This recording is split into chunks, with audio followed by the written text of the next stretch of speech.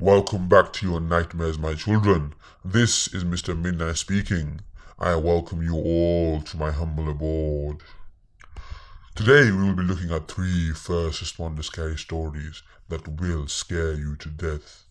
So let's begin, and always remember, the darkness always follows. I will now leave you with my narrator, so enjoy. I'm a police officer, and I was the first responder to a little pink house. Before I start off the story, please keep in mind that this is all a jumbled mess in my mind.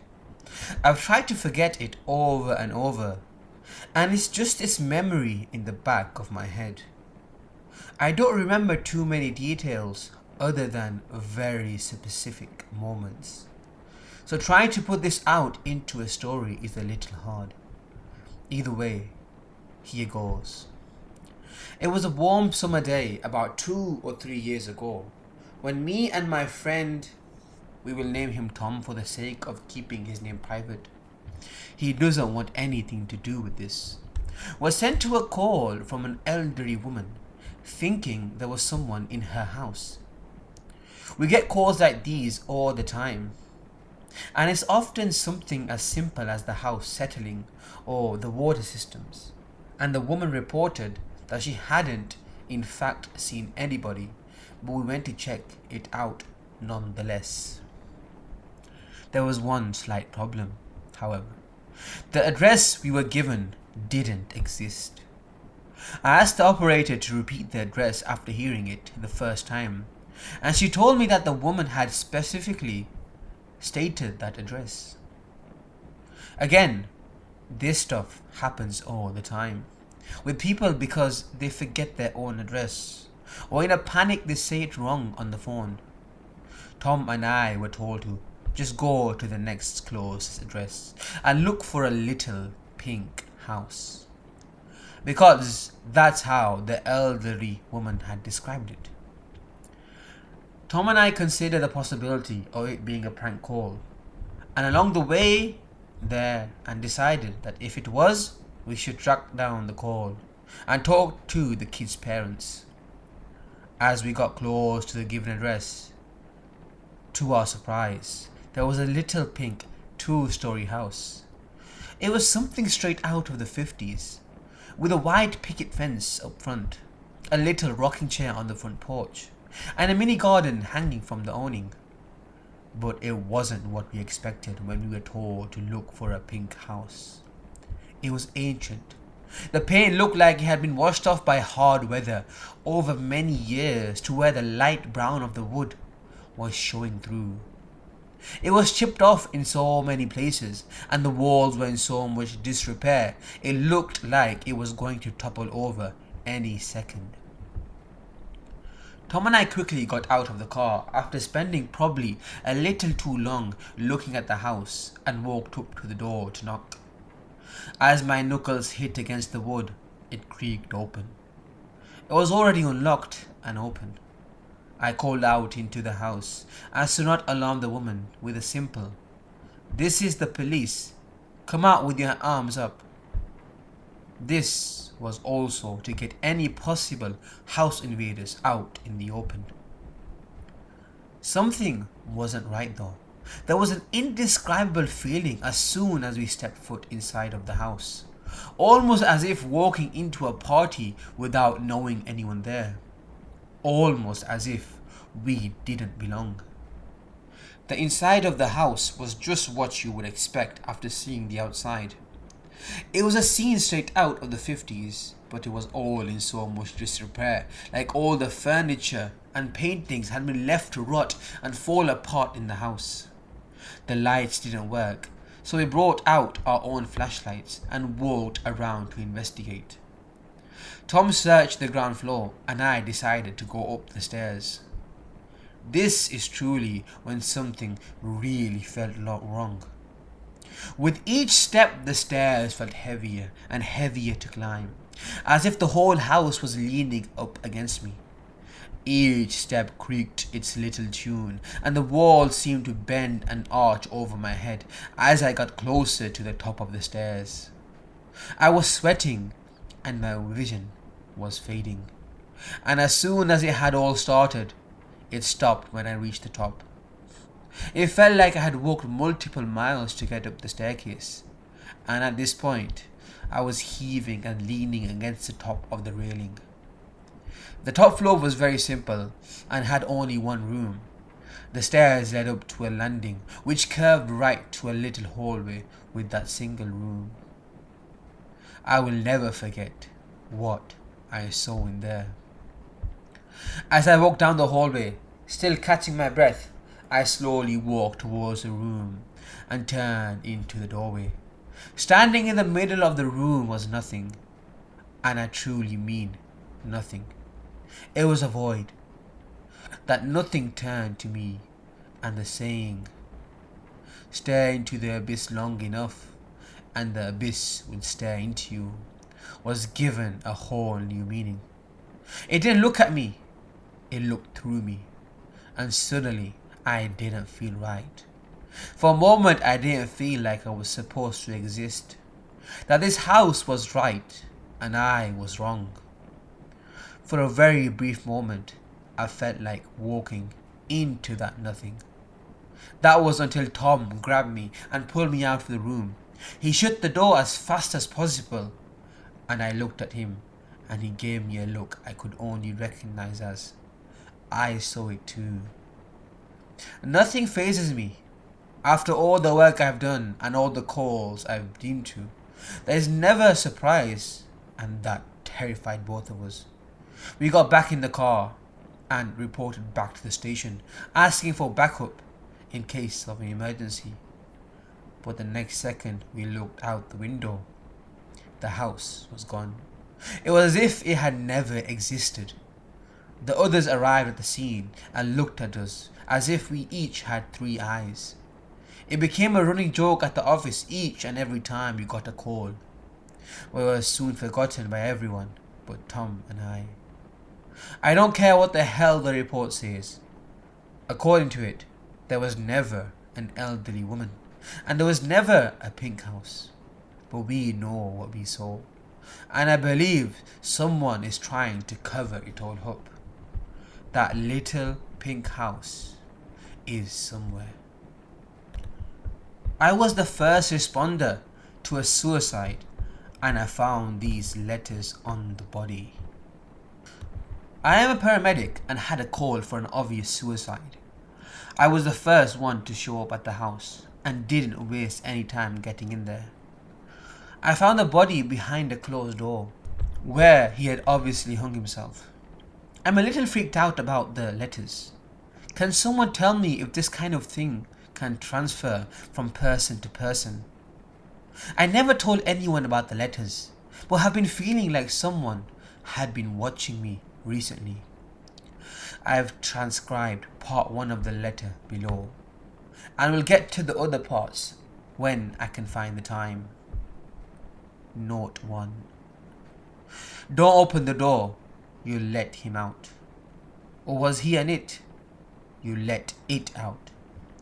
I was never clear on that part. The only thing I can remember is the overpowering sense of dread that came with him. It. I tell friends that I did this on accident. Do they know the truth? I guess it doesn't really matter anymore. Since you're reading this, it came. And it won. It all started when my girlfriend passed. I seemed to have lost all sense of purpose. Every day was the same. Every night filled with regret for not being able to save her. Not believing her, but I believe her now. I just wish I had the chance to tell her while she was still here. Soon enough. I repeat to myself for the dozenth time. Soon she will know that I believe her. She never told me about her past. Insisted that it wasn't important. Said that it would only drive me away. I never met her family. It was always just her and I. Her and I for as long as I can remember. But that all changed 4 months ago. That all changed the night She killed herself. When we first met, things were great. We could hardly spend time apart from each other. Towards the end, however, I found myself wanting to be away from her. Not because of a lack of love, but because she became increasingly exhausting to handle. I stopped counting the nights I woke up alone in bed to find her sitting in the bathtub, rocking back and forth. I could do nothing to comfort her when she got like that. Powerless, I could only curl up in the tub beside her and hold her until dawn. When I confronted her about all of this, she would only shake her head and tell me that I wouldn't understand, that it wasn't happening to me. She started losing sleep, stopped eating, starting to become more and more paranoid. I finally convinced her to tell me what had happened to get her so worked up. I wish I had just left things alone. I wish I left that night. I know it's shitty of me, but maybe I would still be here. Ever since she was a girl, she felt like she was being followed, being watched from every corner of every room she was in. She had felt things touch her, grab her, trip her. She would hear voices only at night, telling her that they were coming for her. She eventually developed a manic, depressive personality, and at a very young age started cutting herself. She said that it was the only way to get the voices to stop. Fast forward to that night. That night will haunt me until my very last breath. Things were getting better for the most part. It had been a couple weeks since her last breakdown. I woke up in the middle of the night and she wasn't in bed. I knew she would be in the bathroom all night, so I just lay there, waiting for her. After a few minutes, I started hearing banging. Then I felt it. At first it started as just a knock. Then steadily it picked up pace. And I felt like there was a horse galloping right in my bed with me. I jumped up and ran to the bathroom, where I knew my girlfriend was. The door was locked. I shook the knob and started banging on the door for her to open. No response. I grabbed my phone and texted her, hoping to convince her to unlock the door. I could hear the bath running. I waited a couple of minutes for her to text me back. My phone buzzed, showing a reply. Before I had a chance to read it, from the other side of the door I heard her talking to someone. Who was she talking to? I couldn't make out the most of what she was saying, but picked out a few words and phrases such as death, kill me, leave him alone. I heard a sound, much like plaster breaking, and then my house started shaking, rumbling, like a big earthquake had just struck. I threw my shoulder into the door, over and over. All the while, I could hear her screaming, "Stop! Stop!" I kicked at the door, threw my shoulder into it. Everything I tried would not get me through. I started screaming for her. She only yelled back, "Leave him alone! Take me instead!" And the house stopped shaking. There was no sound anymore, but the sound of the bathtub overflowing. I tried the knob again. This time the door opened. I hesitated for a second before pushing myself into the bathroom. Water flooded the floor. Dark water, red water, bloody water. My girlfriend lay there in the tub, arms and legs and neck sliced over and over again.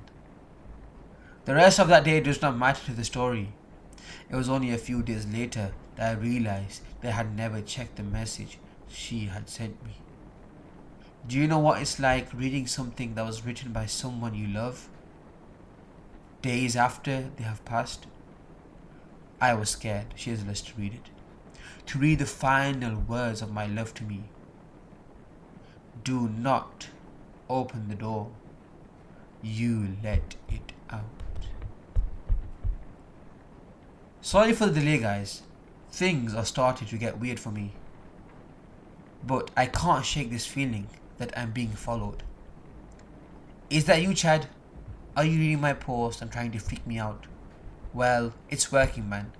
I didn't get much sleep after last shift last night.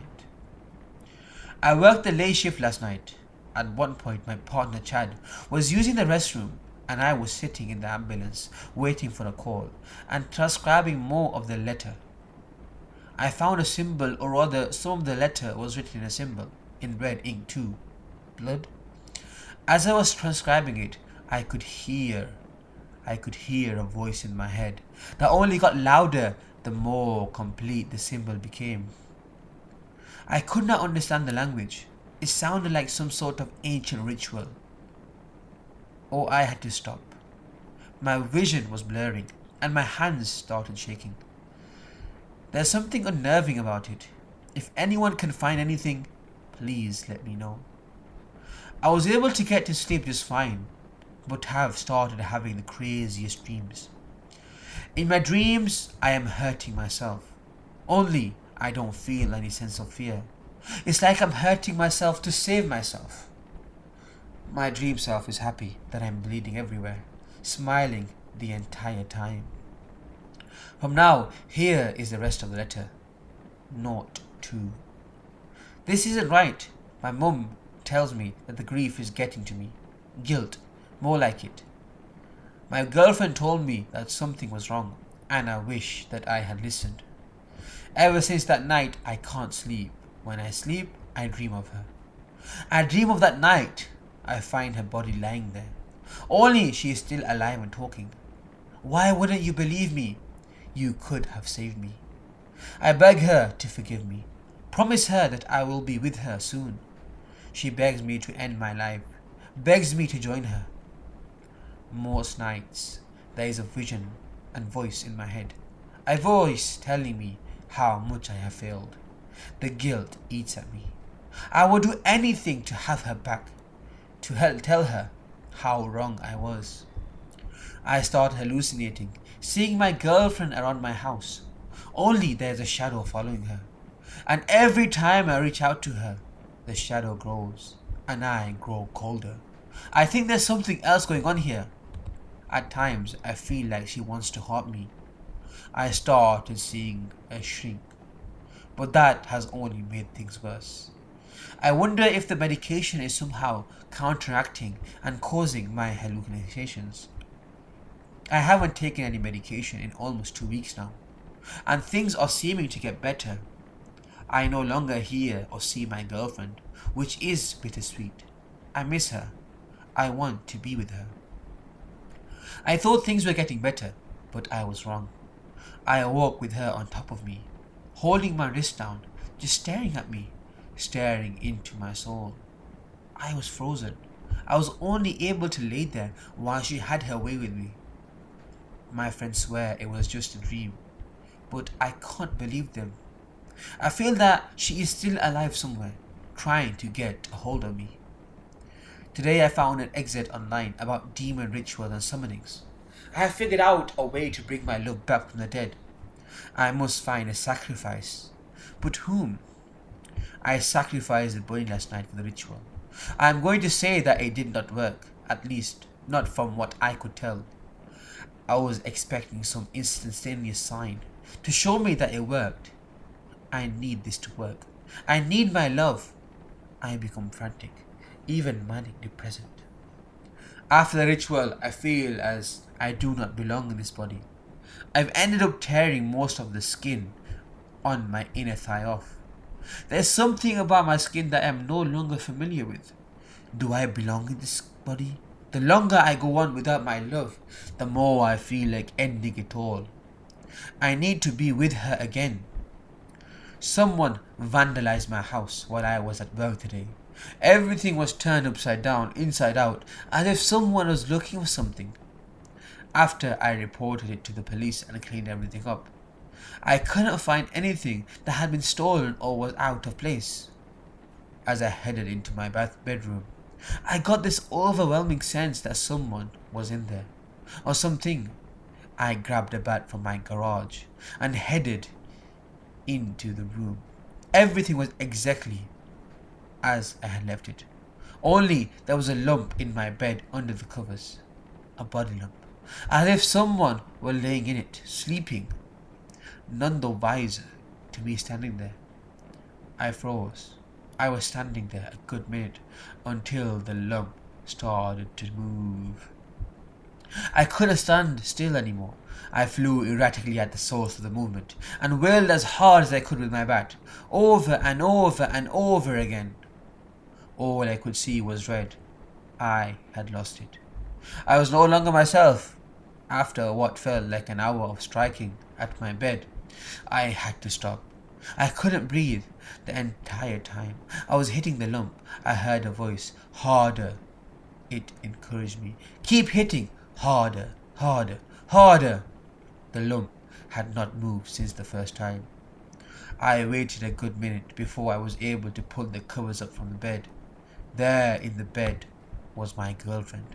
She was just lying there with her hands up, protecting herself. She wasn't breathing. Had the sacrifice worked? Had the demon accepted my sacrifice? Nothing I could do made her react to me. Her body may be lying in this bed, but it is not her. There were no signs of here left. I couldn't bring myself to remove her from the bed, so I crawled in and lay next to her. This was the last time I slept next to my girlfriend. I woke up to her staring at me. She would not talk. She would not move. She would only stare at me. After a few minutes, she started talking. This is your fault, she told me. I would be alive if I had never met you. You are a terrible person. This is your fault. Don't you want to be with me? Join me. Join me in death. You'll be free. I could not take the guilt anymore.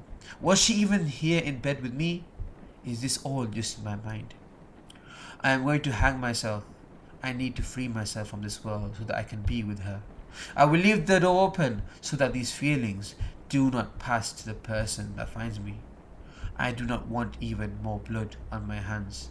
I have set up a camera in the corner that I will use as my last will and testament. Please, whoever finds me, get the tape to my parents. They will not understand. End of letter. I went back to the property to find the video camera. It was all destroyed, but I was able to remove the memory card and get it to play. Guys, this is effed. You know how he mentioned he was going to leave the door open? When I found him, the door was closed. I'm shaking watching this. It shows the guy, and he does give his last will before he hangs himself. The camera is to his back, and he is facing the door. As soon as he kicked out the stool from underneath him, his girlfriend sat right up in bed and stared at him. Her smile grew wider the longer he struggled. Once he had done moving, she got out of bed, walked to the door and shut it. She proceeded to the camera, picked it up, pointed at the camera, smiled and smashed it against the wall. What do I do? This is obviously not some guy's schizophrenic thoughts. This actually happened. And what's worse is it seems that the curse passes to the person that opens the door with the person behind it. Does that make me next? Should I seek any professional help?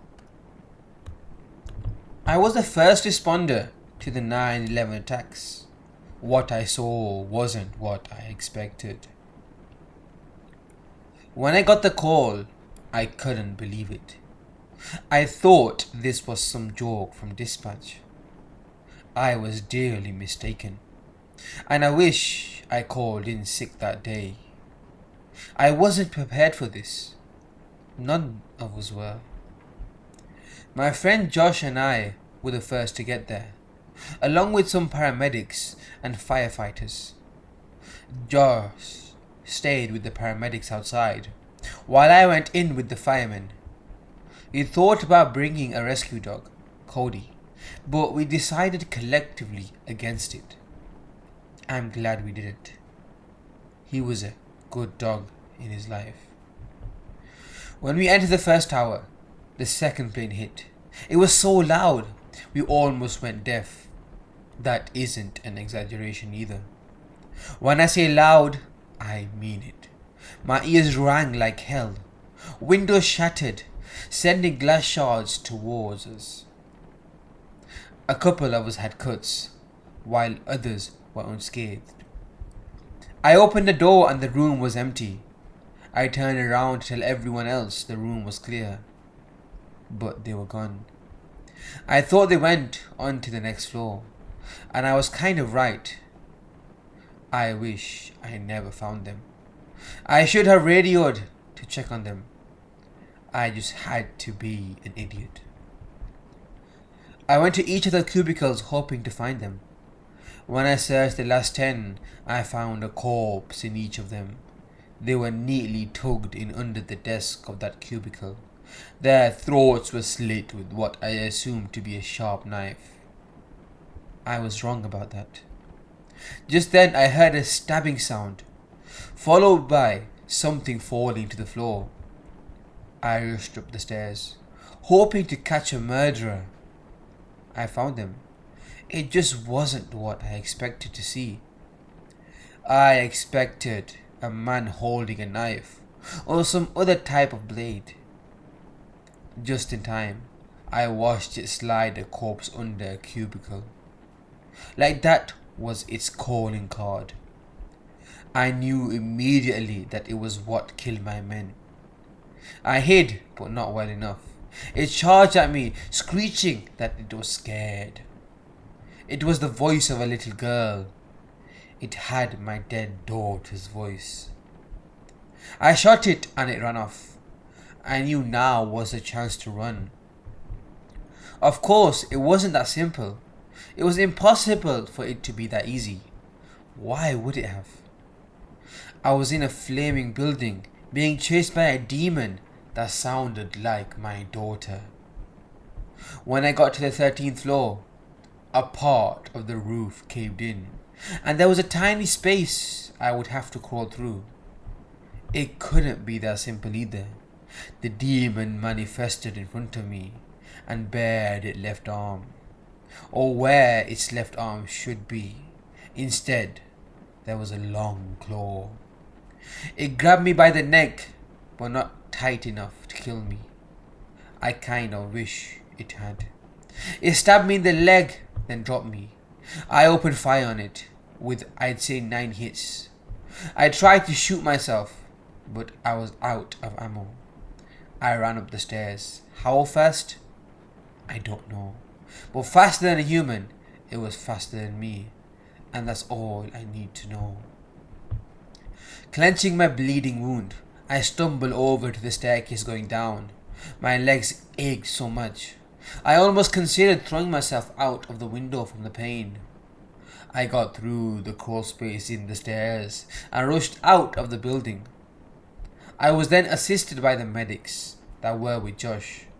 Nobody could find him. It was like he just vanished. I would have seen him come in the building. I would have seen him come out. I looked up at the top of the building, just in time to see it fall with the rest of the building.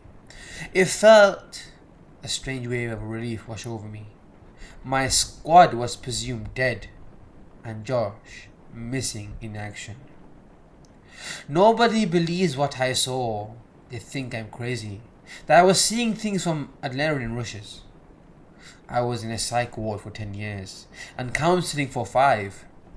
I'm in my late 30s now, and I live alone. I suffer from PTSD and depression. The thing screeches still haunt me. It sounded just like when my daughter got run over. I've been giving myself cuts and bruises every day for the lives I could have saved.